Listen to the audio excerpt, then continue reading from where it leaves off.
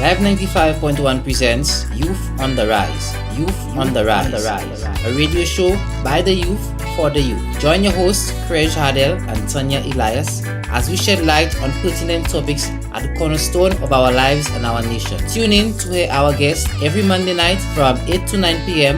as we impart knowledge and guidance to our listeners. Don't forget, every Monday night from 8 to 9 p.m. on Live 95.1 FM. Youth on the Rise. Now, question. How many people can relate to this? You go to your workplace and you do something and you get told that's not the way we do things around here. How many of you can relate to that? This statement, be it by an employer or a supervisor or even your work companion, shows that every workplace has their unique way of doing things and their unique norms that are accepted. Also, what it shows is that it's all about fitting into the team and making sure that your input is harmonious with everybody else. Now, let us look at the very first one. Again, the handshake. Yes, everyone knows the basic handshake. In white collar jobs, it's more common.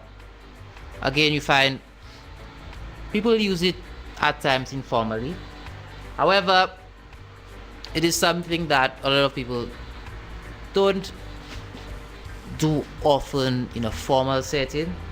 I think our young people who are listening, they want to know, when do I use the handshake? I think this is what we need. This is the kind of thing we need to explain to them. When do we use the handshake? As we know, again, a handshake is a formal way of introducing yourself to somebody or even saying hello. You walk into work or you meet someone new, introduce yourself. Hello, I am that person. Nice to meet you. So a good genuine introduction.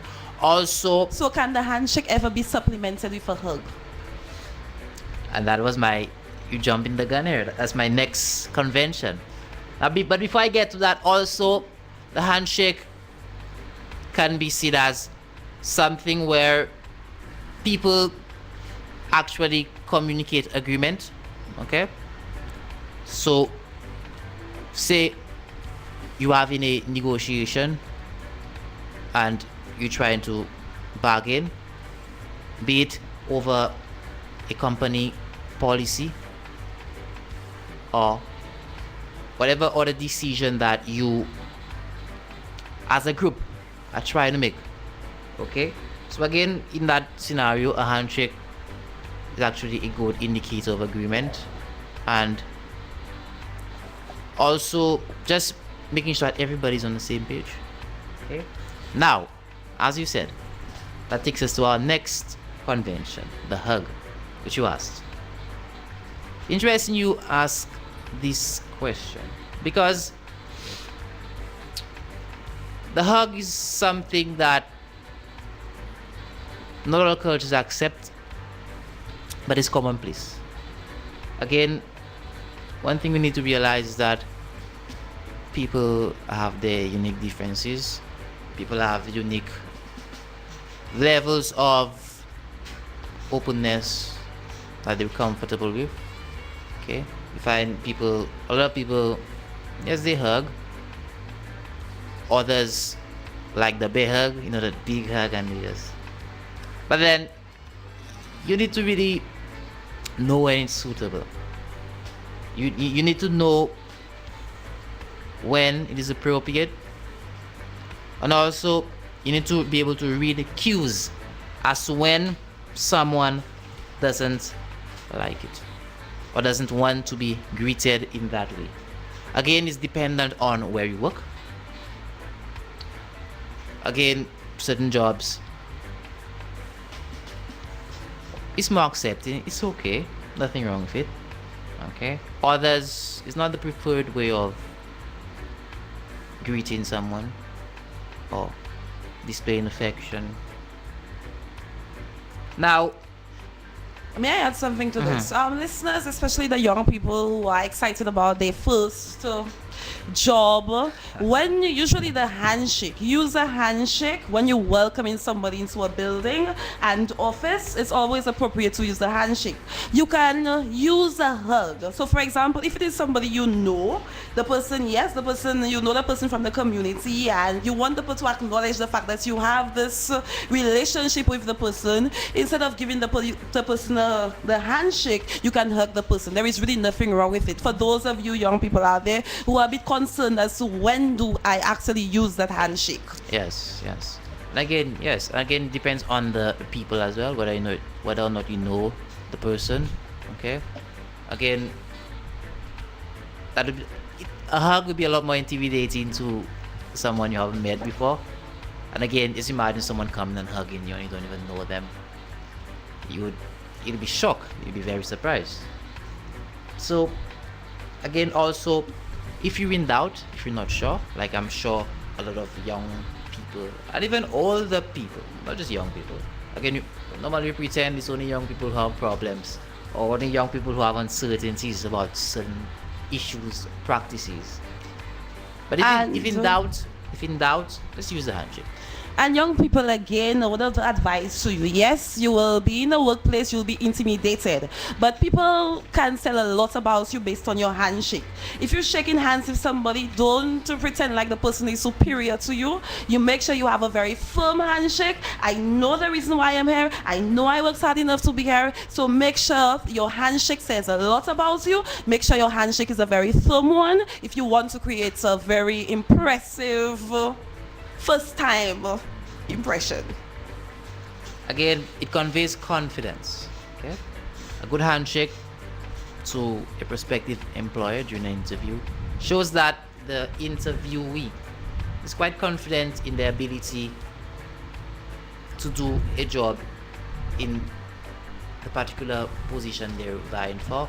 Also, even on the job, employees who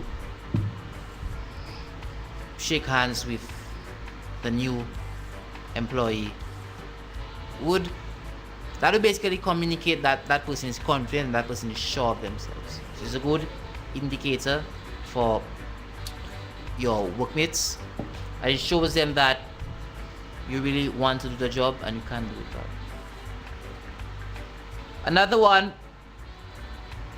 Another one is within the workplace. We normally always in answering mode. That's what I like to call it. Say you're at an office and the phone rings, the natural inclination is for someone to go answer it. Okay? Again, let me use the school as an example. Normally the landline gets answered by who's supposed to, say secretary, office assistant. But rather, if those people are not there, anyone else does. Okay? Again, that is commonplace. That is, as some people would say, even normal, right? Again, we have some very inexperienced young people out there. Maybe Mr. Hadel, if you could explain to them how to maybe give them a little example as to how to answer calls. Yes. So again,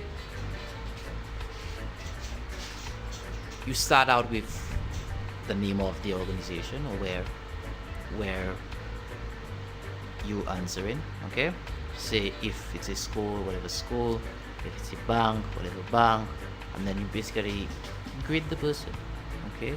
So if it's a Scotiabank, you say Scotiabank, good morning. Okay. A very nice, pleasant voice. Don't show the caller that you're stressed or that you've had a tough morning, a tough night. Okay? Just be warm and friendly. Okay, listeners, especially young people, will demonstrate.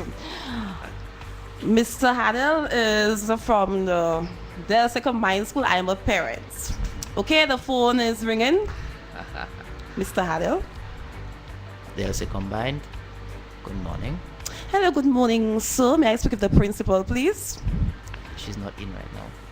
Okay, thank you. Can you call back? Can you leave a message? Okay. So that was it, listeners. Okay. And again, it need not be a school. Remember that. Any other place.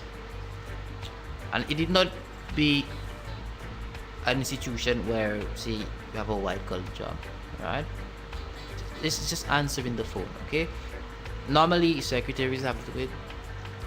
It might it might sound very minor, but this is really not a minor thing because you could actually create conflict by the way you answer telephone. A parent might be very, very irritated, very irate parents, and if you decide to answer the phone, maybe yes, just imagine somebody calls and you say yes, and that parent is already very, very upset. Trust me, you can get yourself involved in some serious, serious problems. So it's always nice to answer the phone politely. It's going to score some points for your organization.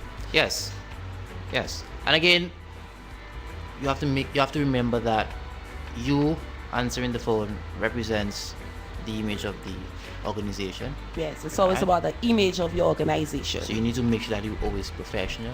Doesn't matter how your day is starting out. Doesn't matter if you're stressed.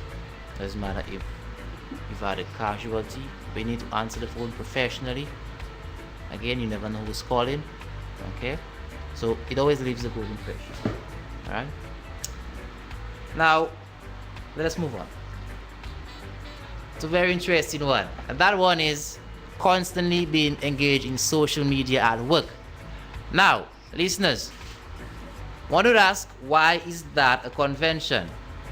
But I would rethought and ask, isn't it? Someone in studio right now is on their phone. And this goes to show that even at work, again, we emphasize that we need to be professional, but a lot of times we always sneak the cell phone in there. A quick message, a quick call sometimes, if you're lucky. And what you find is that it disturbs us. We really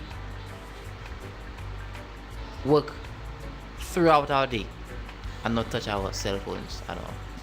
Okay? And sometimes it's necessary. I'm not saying that, for example, during a lunch interval, of course, you need to use your phone, of course. However, a lot of times it actually distracts us, and that actually greatly limits our productivity. To add to what you are saying, I have heard a lot of professionals, especially those persons who chair meetings. After the meetings, they tend to be very, very disappointed in persons who are always on their phones during meetings. I find sometimes I don't chair meetings, and watching persons while the chairperson is chairing a meeting actually on their cell phones, it gets to me far less the person who is chairing the meeting. So young persons, we really need to be careful as to how we use our cell phones during meetings. I understand you have an emergency call, you have something, but you don't have to be on your phone every second while I find it's very disrespectful. And even in schools as well, talk about the workplace. In schools, it's more common. It's very common there as well. Again, that's why I find schools try to restrict on children being allowed to bring cell phones in, because it distracts them from their work. So it actually prevents them from being as focused and as focused and as dedicated as they should be, because they're always distracted. Okay. Another social convention in the workplace is the titles that we use. If you notice, we address persons as Mr., as Sue. And of course, this is very, very important. It actually helps to create order, conformity. It helps us to know, to keep to that social hierarchy. We know exactly this is your position, this is how it's supposed to be addressed. So it creates that kind of respect in the workplace. Mr. Adel, I don't know whether you want to add anything to this. Now, before I do, listeners, again, remember the number to call is 715. Wait.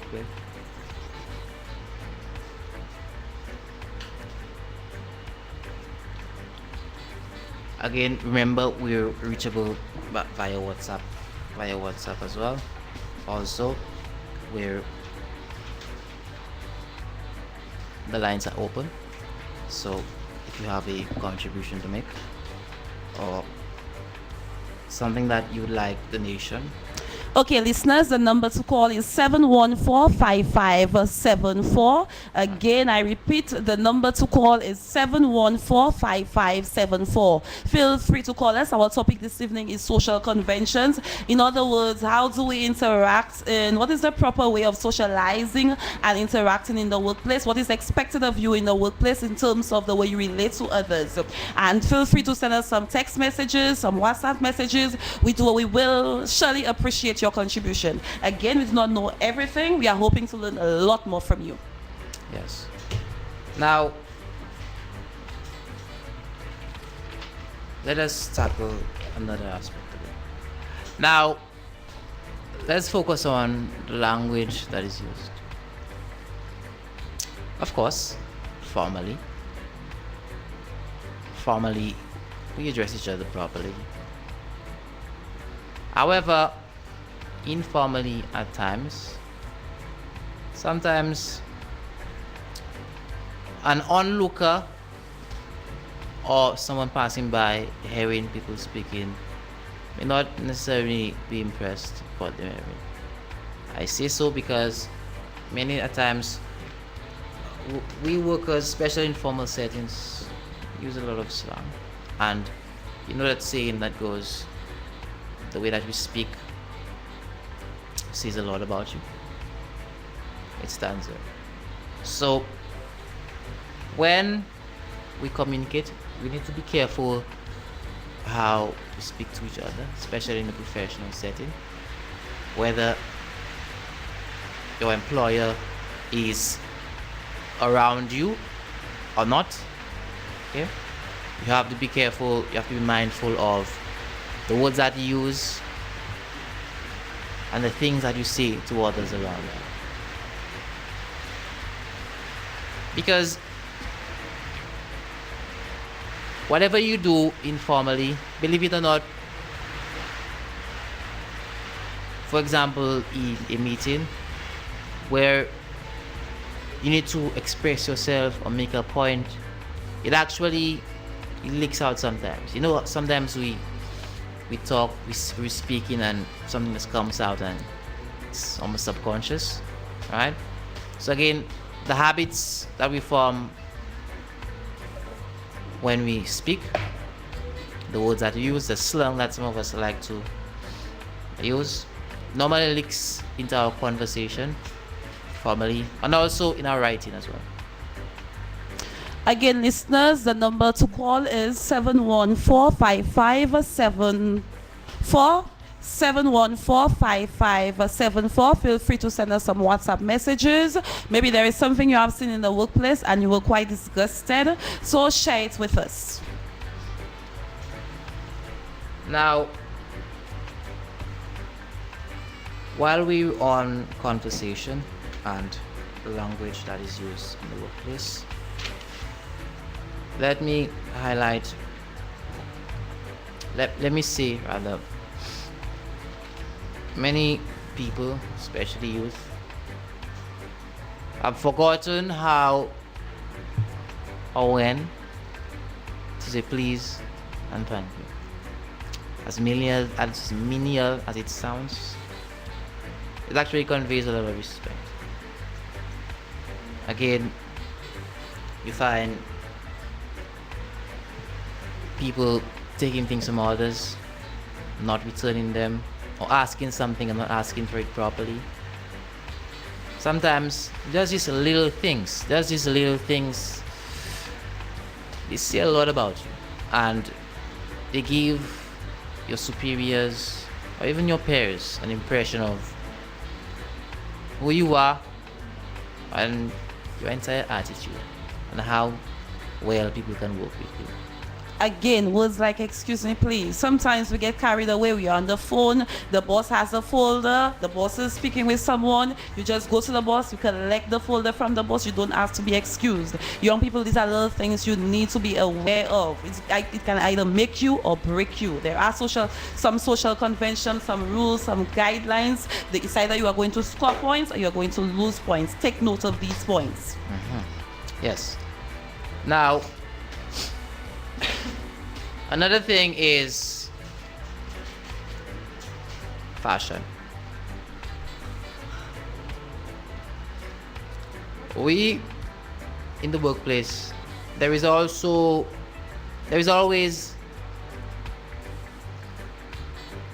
one way that people there's also one there's always one accepted way of dressing. Now when I say so, I don't mean one way of dressing in the literal sense. However, there's always a standard way to dress. Okay, so within various workplaces that varies. So you wouldn't find a school teacher dressing the same way as a community worker. You wouldn't find a air hostess dressing the same way as a laborer. You wouldn't find a nurse dressed in the same way as a lawyer. Okay, so again, these things vary across various workplaces and professions. So Now, wait. we have a WhatsApp message coming in. People, especially professionals, should practice standard English with all circles as much as possible and be very careful about texting and typing. The texter here is saying that we should watch the way that we speak even among our friends, because it can leak into our conversation in a formal setting. Thank you very much for your contribution, listener. I agree totally with what you are saying. We need to be very, especially communication in the workplace. As Mr. Hadders said earlier on, it says a lot about you. The way you speak, it says a lot about you. So be very, very careful. The text messages, we see it all the time. Students are using the letter U for Y-O-U. We have to be very careful. And even the adults, sometimes when they type their documents, you find that these letters are appearing. U is appearing for, the letter U is appearing for the word Y-O-U. So communication, remember your documents are going out there. These are supposed to be professional documents, and we have to be very, very careful. So I am indeed very, very happy that that you made that point, the person who sent this message. Okay, and in addition, person said, and I think in the workplace, people need to stop being friends and practice professional etiquette. Even if St. Lucia business places are small, we as the people should develop that kind of procedure and behavior. What are your thoughts? Again, whoever sent this message, I agree with what you're saying totally. I think that there is a time to be friends. We have our lunch period, we can eat together, we can smile, but there is a time when we have to work, we have to put aside all the giggles, everything else, and know that we are there to do our work, and that is exactly what we are going to do. We are going to be as productive as possible. We have to be focused because we are being paid to do our job. So the person who sent this message, well done, I agree with you totally. Yes. Again, you said productivity. Yeah, that is the point of it all. The point is to be as productive as possible. And you cannot be productive by chatting constantly with your peers, whether they were close by to you or not. Okay? You cannot be productive by constantly checking your phone for messages or WhatsApp, or even whether your friend has called you. Okay, so again, social media has a lot to play, has a big role to play in the language that we use, a lot of the abbreviations that we have in our writing. And even during our lunchtime discussions, we also need to be very, very cautious, people. What you find happening is that there are some topics I really don't think is for the workplace, where you went to the week. I understand you chat, you send that to your friends on your WhatsApp message. On a weekend, when you see your friend, you send that to your friend. But at during your lunch break, or if you're in a private corner with your friend and you really, really, really need the advice, yes, but this is not the place where you decide to gossip. I personally don't believe that the workplace is a place to gossip. This is definitely unprofessional. It can be lunchtime, break time. This is not the place for gossiping. So caller, again, I do appreciate your contribution. Yes, and again, the caller Well, whoever caller- sent the text message. The caller released a few things about themselves. Miss Amos here. I agree. Topics like that promote disrespect for authority. And again, here I think that person is referring to when you gossip within the workplace, and also when we waste a lot of time. So again, employers see it as you don't really want to be there, so you're just doing something else to kill the time. Yes, and I think most of the times when we decide to gossip, we take a lot of the time to gossip. It's like we spend majority of our time gossiping rather than doing what we are supposed to. Again, I find that was a very good point. Very, very good.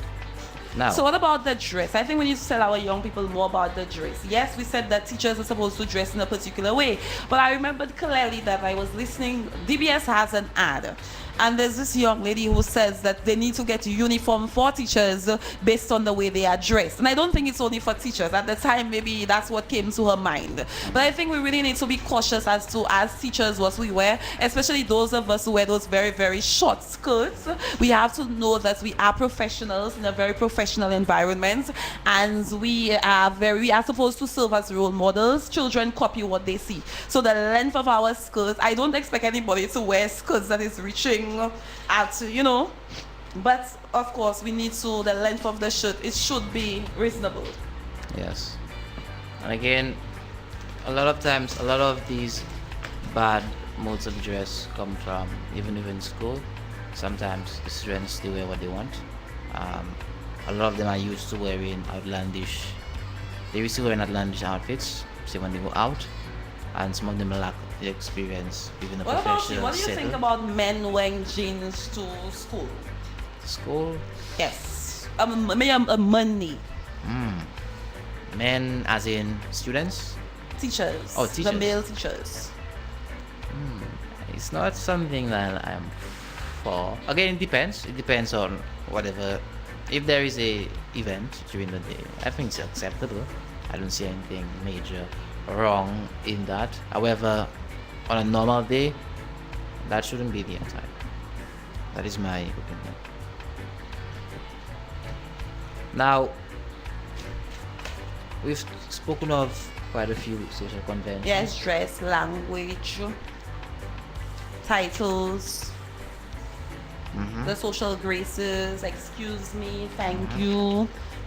Now, let's talk about conflict management.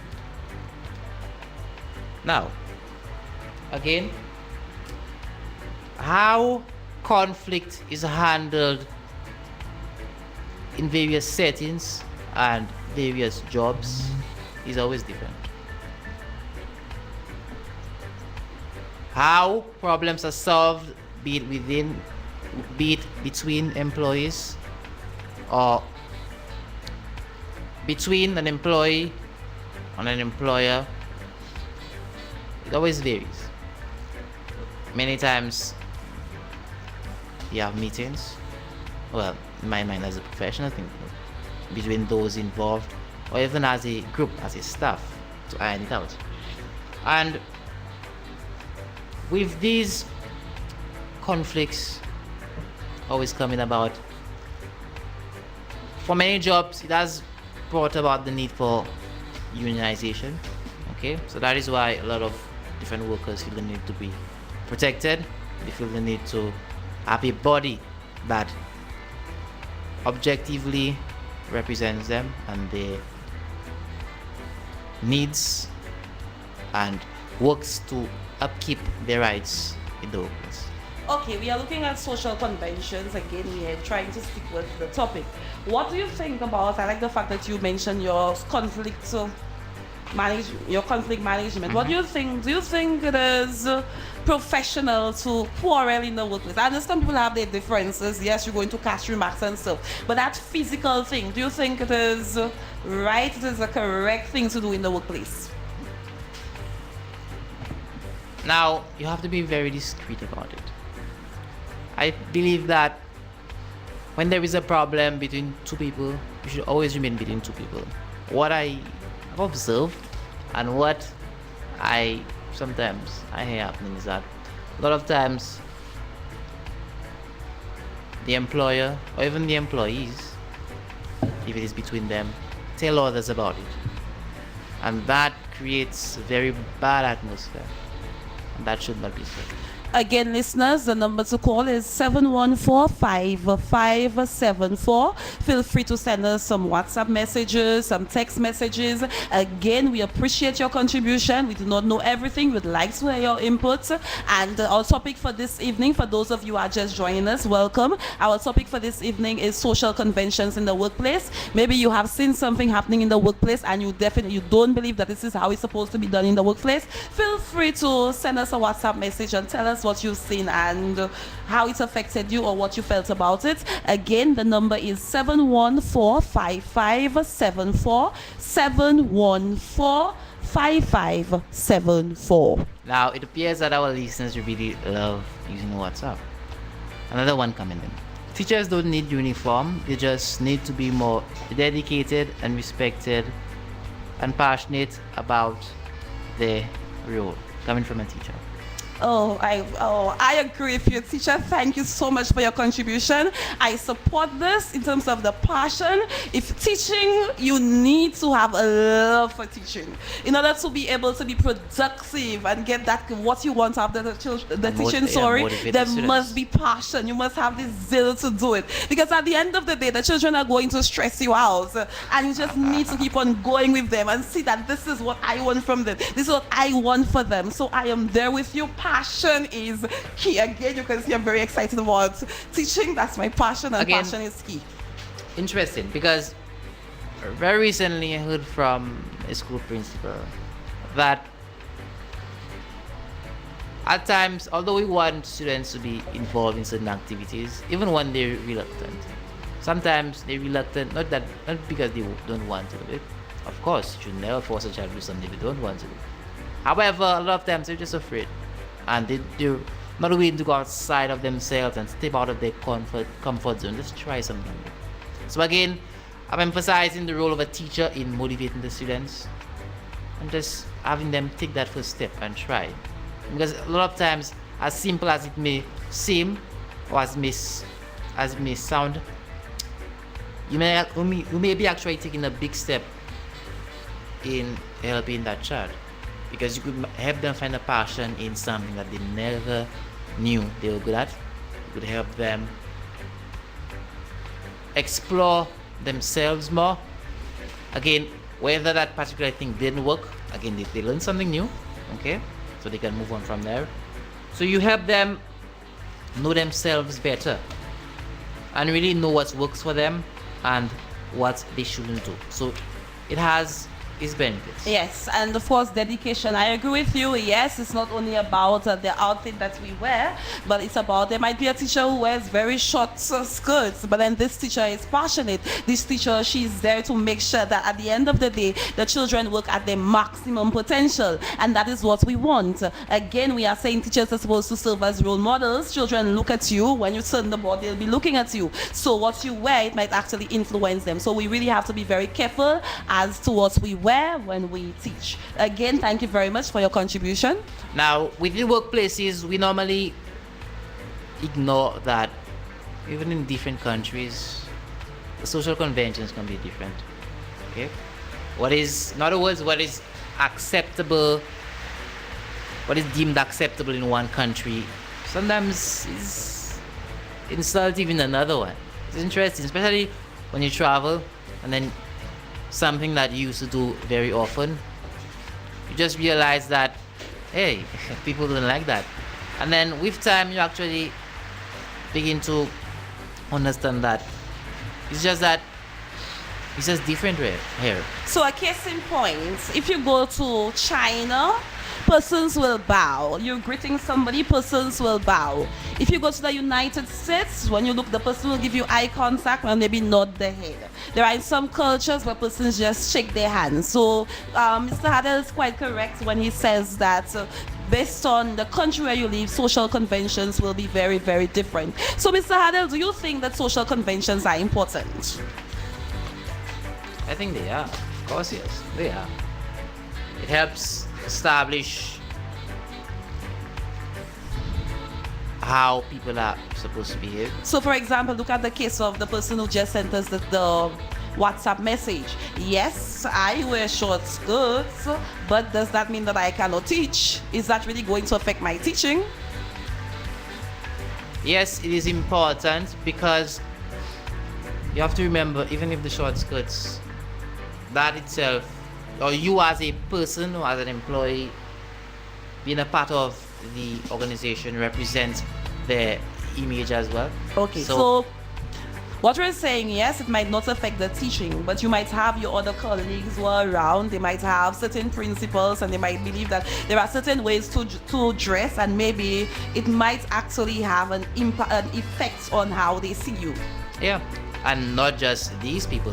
It could be visitors, right? Visitors who come to the school or wherever that you work. Okay. So let's look at the case of the Mr. and Miss addressing somebody when you can just say Andrew or Peter or Mark.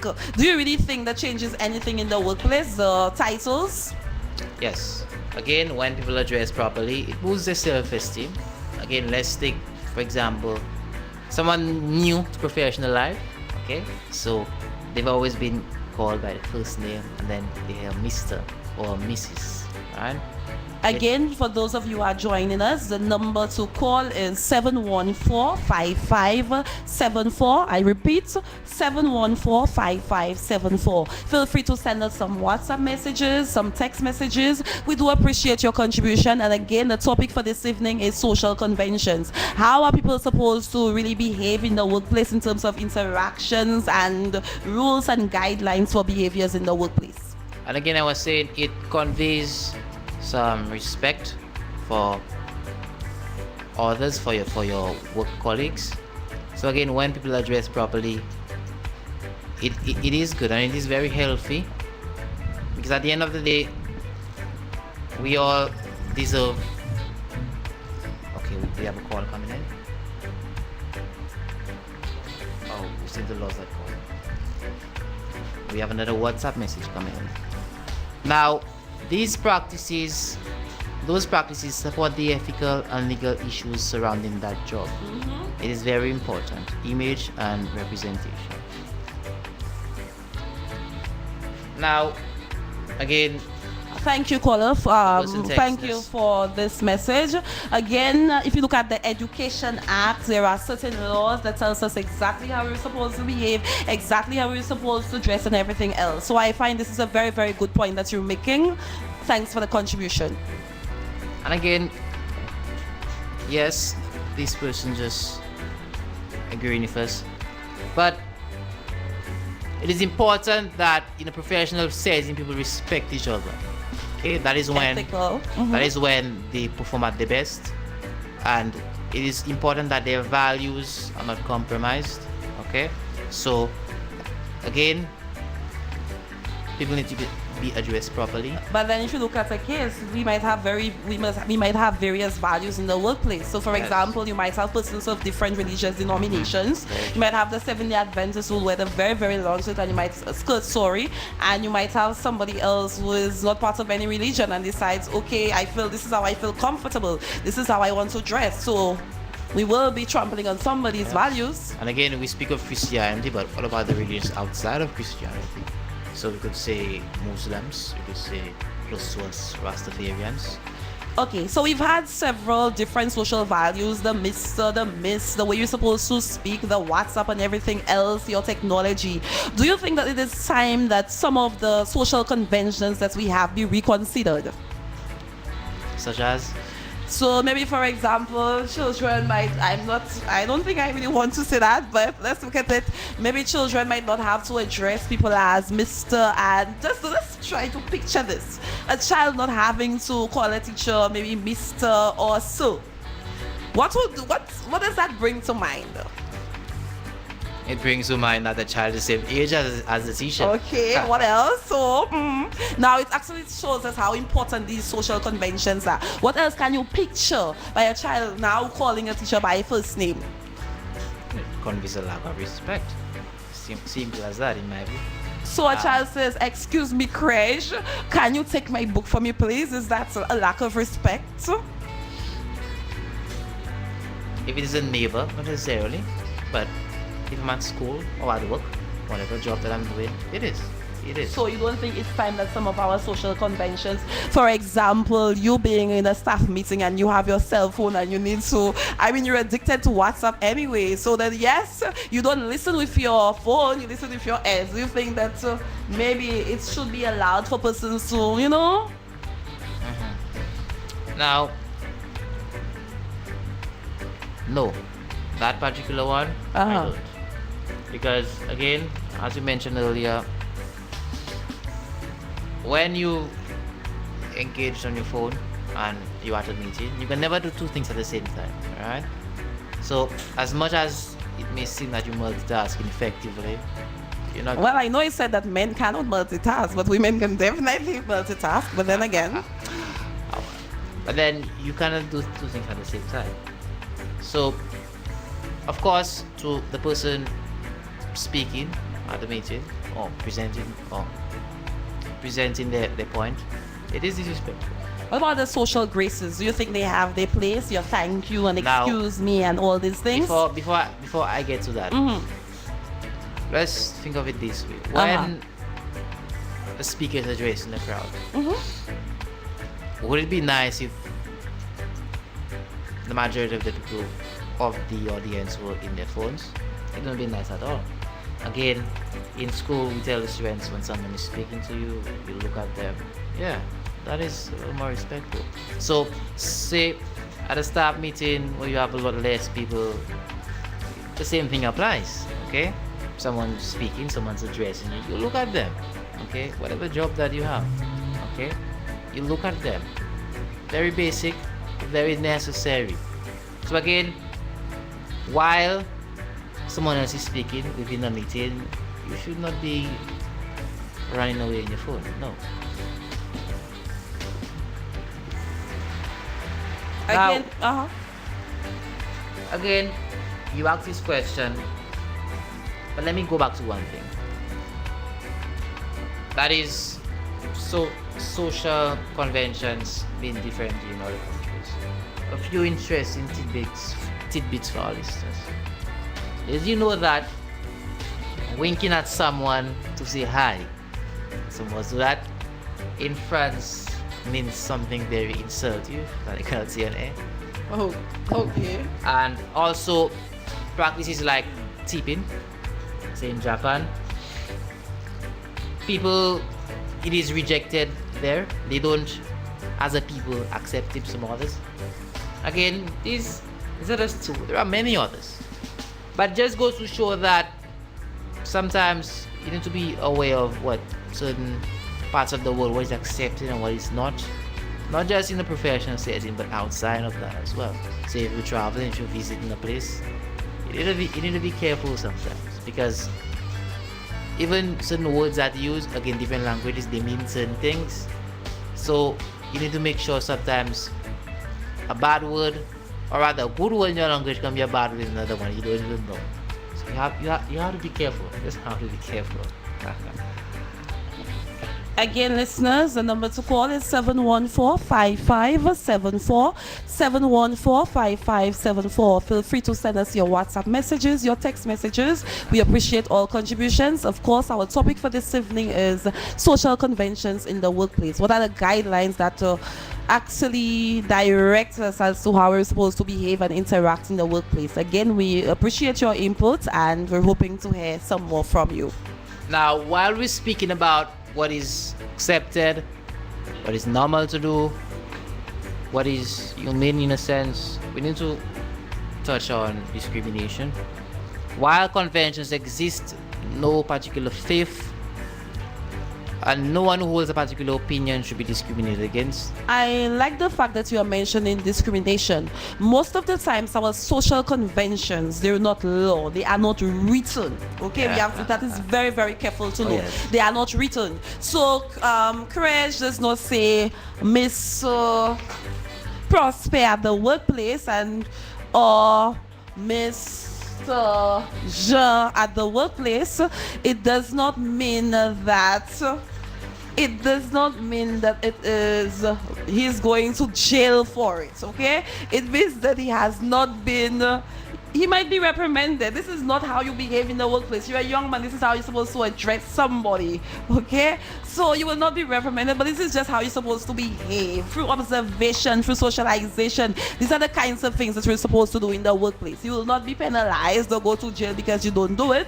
So if I don't say, Mr. Pierre at the school, nothing is really going to happen to me. But there are just certain ways that it's expected that you will behave in the workplace.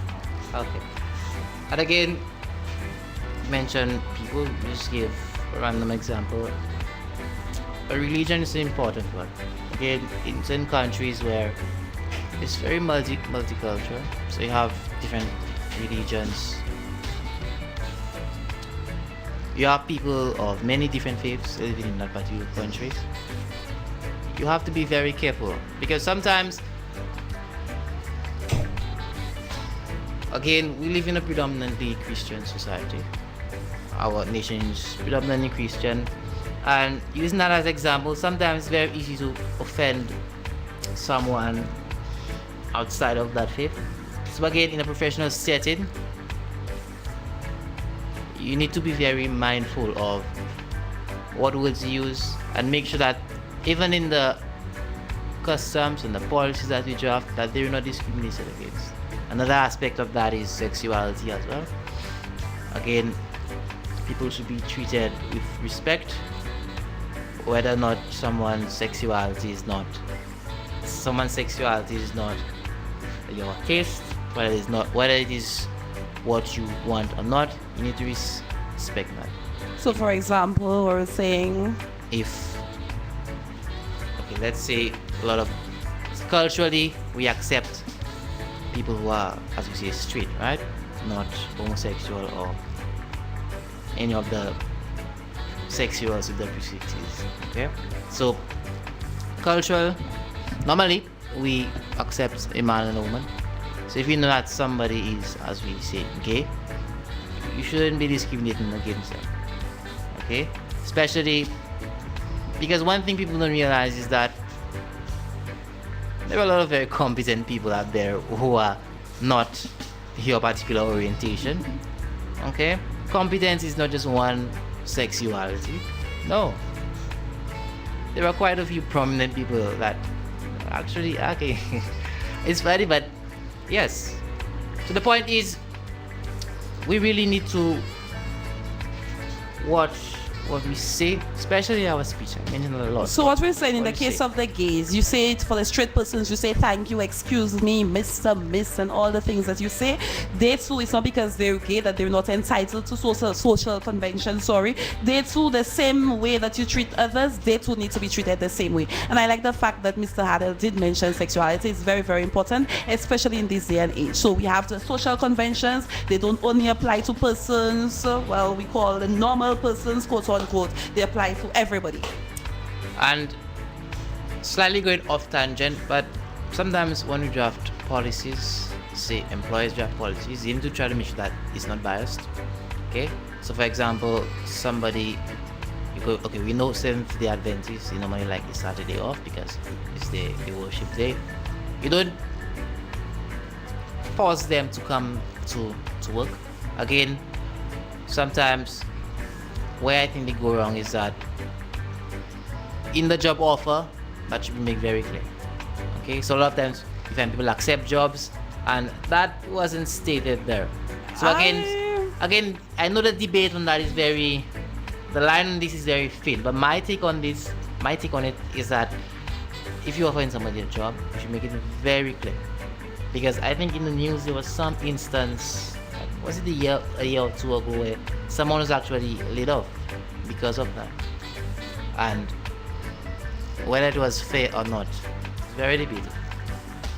Again, personally, I choose to disagree with you. It's Saturday. All of us are working on a Saturday. To me, it's almost you are discriminating. The Roman Catholics can't work on a Saturday. What happens to Seventh-day Adventists cannot work on a Saturday? You know what you are getting into. If you know you're a Seventh-day Adventist, you know what you're getting into, right? So you tell the persons. And I think during the interview, they always ask you questions. So during the interview, you say right there and then, I'm Seventh-day Adventist. I cannot get to work on a Saturday. That's all you do. But at the end of the day, I don't think that they need to really, this is for Seventh-day Adventists and other persons. That's what I And again, WhatsApp message coming in. To me, as a parent, most teachers are not dressed in the way they should.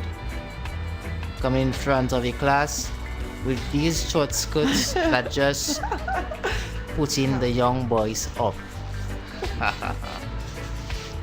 What do you think about that? Thank you very much for your contribution, first of all, listener. Again, we appreciate your contributions. I have personally heard children, I've attended meetings where children have actually said that the uniforms that they see it actually affects them. I don't think I'm going to tell you how they say it affects them, but it does. I mean, you get it from the child's perspective. So as teachers, as professionals, yes, we need to be very careful as to what we do, because some of them, instead of concentrating on their schoolwork, I think they concentrate on other things. And it is a fact, you hear it from them that it actually affects them. So I think your point, I agree with what you're saying here. Thank you very much for the contribution. Now another message coming in. This person is saying that I agree that gay people should not be discriminated against. However, it is wrong that the same sex. Is it wrong that the same sex gets attracted to each other? Let me read over. I agree that gay people should not be discriminated against. However, is it wrong that the same sex should get attracted to each other? Okay, again, thank you very much for your contribution to the show. That's a nice I question. don't think that I'm in a position to say Very who nice. should be attracted to who. I think it is a personal choice. If you believe that you want to get attracted to you're a woman and you feel you have feelings for a woman, your choice. You're a man, you have feelings for a man, it's your choice. I don't think I'm in a position to tell anybody who to get attracted to. But I stick to the fact that social conventions, it should apply to everybody. It's not because you are gay that I cannot say thanks to you. It's not because that you are gay I cannot address you as a Mr. Social conventions in the workplace, we are professionals. We need to behave like professionals. The fact that you're gay, it's your personal choice, it's your business. Again, whoever sent the message, thank you very much for your contribution. These are the kinds of input that we expect on the show. Again, listener, persons out there, listeners, the number to call is 1-714-5574. I repeat, 714-5574. Feel free to send your WhatsApp messages, your text messages. Again, it's about communication. Tell us what you've seen in the workplace that has maybe affected you or you have very strong feelings about. We appreciate, we'll welcome all your contributions. Okay. Now, listeners, we've spoken about quite a few social conventions. Quite a few of them this evening, and we've given you our opinion on them, our take on them. Also, our listeners have had a chance to really speak their minds and say what they think. Okay, it's not just about us disseminating information to you. It's about us learning from each other and growing as a people. Now, Mr. Elias, in conclusion, what are your thoughts on social conventions being maintained in the workplace and how important it is? Okay, I have a very interesting question, very good question. I believe everything have their place. There's a place for everything. Social conventions, they have their place in society. I can just imagine, I did put the scenario out to Mr. Haddell, the case where students don't address teachers as Mr. and Miss, and social conventions are very, very important. It helps to create social order, it tells you how to behave. Just imagine you're a child, it's because of social conventions that you know exactly how to behave in society. So it creates social order. It also maintains the social hierarchy, so persons who are on top of the hierarchy and persons who are at the bottom, because of social conventions, they know how to relate to each other. So as I believe strongly that social conventions, even the cell phones, I am totally against persons during discussions, like Mr. Haddell is on his phone and I'm very, very distracted. So it can be very, very distracted. So I think that everything has its place in society, and social conventions, they have their place. They're very, very important. And again, that was actually a new message coming in. I'm getting wrapping up, but I'll still read it. Okay? Good purpose. Now, someone is saying to tell my history teacher I said hi. Now, I think it's Hi, unfair. Kushel. I think it's unfair that some employers ask the women to sleep with them in order to be employed. We women are often taken advantage of. Wow, very good question, my girl. Hi, Kushel again. It's your history teacher. Thank you very much for your contribution. Again, that is very serious, and you believe in that in this enlightened society that would have been out of the door. But a lot of young people, they still experience employers, especially the male employers. It's like you want a job and you have to give something in return. But for those young people who are out there, this is definitely wrong. You are going out there, you have your qualifications, you have the right attitude. This is all you need. You do not need to sleep with your boss in order to get that job. And I'm very happy that this question is coming from a Form 5 child. Yes, Mr. Adam? Yes. Okay. Now, my take. Social conventions are necessary. They're very important in maintaining the integrity of the persons who are working, to maintain the integrity of an organization, and to maintain how orderly the entire organization is. Okay, again, if there were not conventions in place, be it spoken or unspoken, people wouldn't know how to behave properly.